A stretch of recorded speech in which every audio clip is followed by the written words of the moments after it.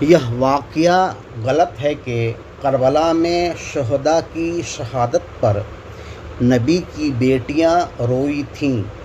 جس طرح نبی کے بیٹوں نے صبر کی مثال پیش کی، ایسی ہی مثال نبی کی بیٹیاں بھی پیش کی۔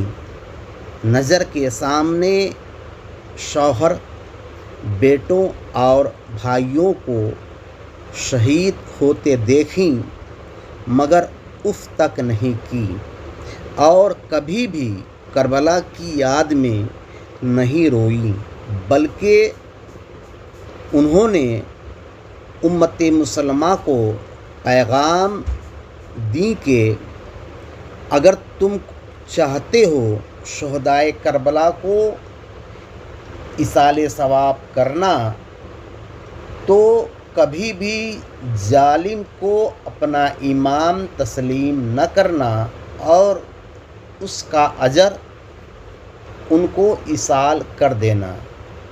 کسی مظلوم کو ظلم سے بچا کر اس کا اجر ان کو ایصال کر دینا، یہی تمہاری طرف سے ان کے لیے نیاز ہے۔